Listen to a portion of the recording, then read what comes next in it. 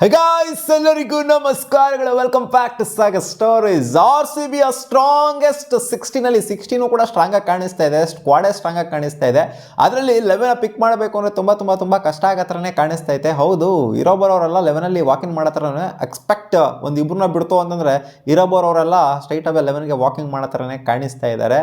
So ಇದರಲ್ಲಿ R C B squad ಅಲ್ಲಿ 11 frame ಮಾಡ್ತು ಅಂತಂದರೆ ಸ್ಟ್ರಾಂಗೆಸ್ಟ್ 11 ಫ್ರೇಮ್ ಮಾಡ್ತು ಅಂತಾರೆ. ನನ್ನ ಪ್ರಕಾರ ಯಾವುದು ಸ್ಟ್ರಾಂಗೆಸ್ಟ್ 11 ಅಂತಂದರೆ ಇದು ಅಂತ ಅನ್ನಿಸ್ತಾ ಇದೆ. ಸೊ ಜಾಸ್ತಿ ಶೂಟ್ ಹಾಕಿ ಹೋಗಲ್ಲ, ತಲ್ದಲೆಗೇನೆ ಡೈರೆಕ್ಟಾಗಿ ಮ್ಯಾಟ್ರಿಗೆ ಹೋಗ್ಬಿಡೋಣ. ಸ್ಟ್ರಾಂಗೆಸ್ಟ್ 11 ನಮ್ಮ ಬ್ಯಾಟಿಂಗ್ ಡಿಪಾರ್ಟ್ಮೆಂಟ್ ಯಾವ ಥರ ಚಿಂದಿಯಾಗಿ ಕಾಣಿಸ್ತಾ ಇದೆ ಅಂತಂದರೆ ಟಾಪ್ 7 ನೋಡ್ತು ಅಂತಂದರೆ ಆಪೋನೆಂಟ್ಗಳೆಲ್ಲ ಎದ್ರಕೊಬೇಕು, ಹಂಗೆ ಉದುರ್ಕೊಬೇಕು, ಓಡೋಬೇಕು, ಹಂಗೈತೆ ಗುರು. ಟಾಪ್ 7 ನೋಡ್ತು ಅಂತಂದರೆ ಡಿಸ್ಪ್ಲೇ ಮಾಡಿ ನೋಡ್ತಾ ಇರ್ಬೋದು. ಸ್ಮೃತಿ ಮಂದಾಜ್ನ ಜೊತೆಗೆ ಲಾಸ್ಟ್ ಟೈಮ್ ಸೋಫಿ ಡಿವೈನ್ ಅವರು ಇವರೆಲ್ಲ ಇದ್ರು. ಸೋಫಿ ಡಿವೈನ್ ಎಲ್ಲ ಬೇಡ ಇವಾಗ ಜಾರ್ಜಿಯಾ ವಾಲ್ ಪ್ರೂವ್ ಮಾಡಿದ್ದಾರೆ. ರೀಸೆಂಟಾಗಿ ಚೆನ್ನಾಗೇನೆ ಆಡಿದ್ದಾರೆ ಜಾರ್ಜಿಯಾ ವಾಲು. ಅದರಿಂದ ಖಂಡಿತ ಇವ್ರನ್ನೇ ಓಪನ್ ಮಾಡಿಸುವಂಥ ಟಾಪರ್ ಆಡೋವಂಥ ಎಲ್ಲ ಕೆಪಾಸಿಟಿ ಇದೆ ಇವರಿಗೆ. ಅದರಿಂದ ಇವ್ರನ್ನೇ ಓಪನ್ ಮಾಡಿಸ್ತಾರೆ.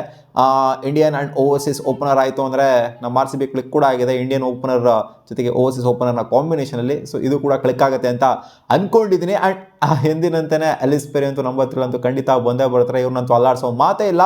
ಆ್ಯಂಡ್ ನಂಬರ್ 4 ಎಕ್ಸ್ಪೀರಿಯನ್ಸ್ಡ್ ಇಂಡಿಯನ್ ಟೀಮಲ್ಲಿ ಎಕ್ಸ್ಪೀರಿಯನ್ಸ್ ತೊಗೊಂಡಿರುವಂಥ ಹೇಮಲತಾ ಅವರು, ದಯಾಳನ್ ಹೇಮಲತಾ ಅವರು ಬಂತು ಅಂದರೆ ಸ್ಪಿನ್ ಕೂಡ ಹಾಕುವಂಥ ಎಬಿಲಿಟಿ ಇದೆ. ಎಲಿಸ್ ಪೆರಿಗೆ ಗೊತ್ತಿರೋದೆ ಫಾಸ್ಟ್ ಬೌಲಿಂಗ್ ಕೂಡ ಹಾಕುವಂಥ ಎಬಿಲಿಟಿ ಇದೆ. ಎಬಿಲಿಟಿ ಅಲ್ಲಾಗೋರು ಪ್ರೂವ್ ಕೂಡ ಮಾಡಿದ್ದಾರೆ ಅವರು.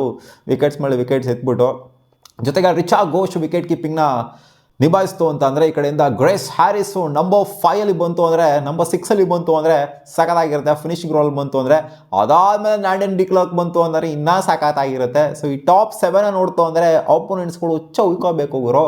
ಟಾಪ್ 7 ನೋಡ್ತು ಅಂತಂದರೆ ಆ ಥರ ಉದುರ್ಕೊಂಡು ಹೋಗಂಗೈತೆ ಗುರು. ನಮಗೆ ಬೇಕಾಗಿರೋದು ಇವರಲ್ಲ, ಕರ್ಸಮ್ಮ ನಮ್ಮ ಫಿಗರ್ನ, ಲಾರನ್ ಬೆಲ್ನ ಕರ್ಸ್ರಿ ಅವ್ರು ಬೇಕು ನಮಗೆ main.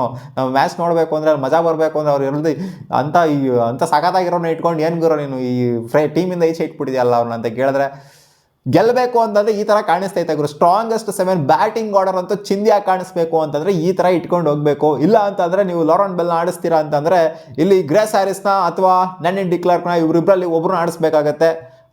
As per the reports ನೋಡ್ತು ಅಂದರೆ ನ್ಯಾಂಡನ್ ಡಿಕ್ಲರ್ಕ್ ಅವ್ರಿಗೆ ಸ್ವಲ್ಪ ಮುಂದೆಗಡೆ ಅವಕಾಶ ಕೊಡುವಂಥ ಸಾಧ್ಯತೆ ಇದೆ ಗ್ರೇಸ್ ಹ್ಯಾರಿಸ್ನ ಬ್ಯಾಕ್ ಹ್ಯಾಂಡಲ್ಲಿ ಇಟ್ಕೊಂಡು. ಬಟ್ ಗ್ರೇಸ್ ಹ್ಯಾರಿಸ್ ಅಂತವ್ರನ್ನ ನೀವು ಬ್ಯಾಕ್ ಹ್ಯಾಂಡಲ್ಲಿ ಇಟ್ಕೊಂಡ್ಬಿಡ್ತೀರಾ ಅಂತಂದರೆ ಅದಕ್ಕಿಂತ ಒಂದು ದಡ್ತನ ಇನ್ನೂ ಒಂದಿರೋದಿಲ್ಲ.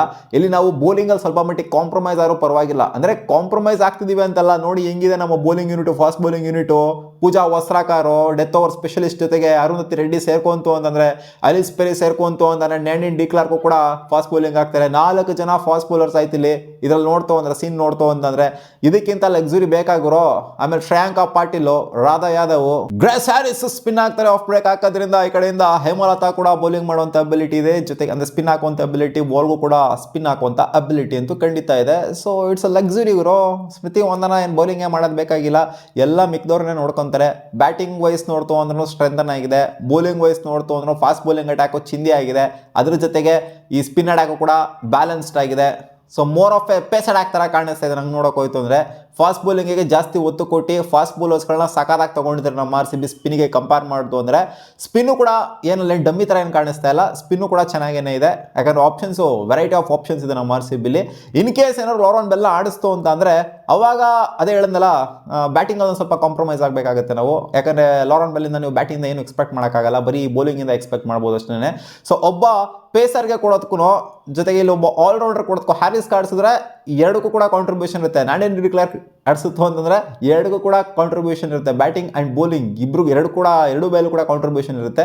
ಸೊ ಯೋಚನೆ ಮಾಡ್ತು ಅಂದರೆ ಖಂಡಿತ ಈ ಥರ ಇರ್ಬೋದು, ಲಾರನ್ ಬೆಲ್ನ ಕೂರಿಸುವಂಥ ಸಾಧ್ಯತೆ ಇರುತ್ತೆ ಅಂತ ನಾನು ಪರ್ಸ್ನಲಿ ಅನ್ಕೊಂತೀನಿ. ಏನು ಗುರು ಅಷ್ಟೊಂದೆಲ್ಲ ದುಡ್ಡು ಕೊಟ್ಬಿಟ್ಟು ಕೂರಿಸ್ತಾರೆ ಅವರು ಅಂತ ಕೇಳಿದ್ರೆ ಕೂರಿಸ್ಲೇಬೇಕಾಗತ್ತಪ್ಪ. ಒಂದೊಂದು ಟೈಮ್ ಈ ಥರ ಸ್ಕ್ವಾಡ್ ಮೇಂಟೈನ್ ಮಾಡಿದಾಗ ನನಗೆ ಸಖತ್ತಾಗಿ ಅನ್ನಿಸ್ತಾ ಇದೆ ಗುರು. ಈ 11 ನೋಡ್ತು ಅಂತ ಅಂದರೆ ಲಾರನ್ ಬೆಲ್ನ ಈಚೆಗಡೆ ಇಟ್ಬಿಟ್ಟು ಆಡಿಸ್ತು ಅಂದರೆ ಮಸ್ತಾಗಿರುತ್ತೆ. ಕಾದ್ ನೋಡೋಣ ಹೆಂಗೆ ಫ್ರೇಮ್ ಮಾಡ್ತಾರೆ ನಮ್ಮ ಆರ್ ಸಿ ಬಿ ಅಂತ. ನಿಮಗೆ ಏನು ಅನ್ನಿಸ್ತಿದೆ ಈ ಒಂದು 11 ಕಾಮೆಂಟ್ಸ್ನಲ್ಲಿ ಕಾಮೆಂಟ್ ಮಾಡಿ ತಿಳಿಸಿ. ಮತ್ತೆ ಸಿಗೋಣ ಮುಂದಿನ ವಿಡಿಯೋದಲ್ಲಿ.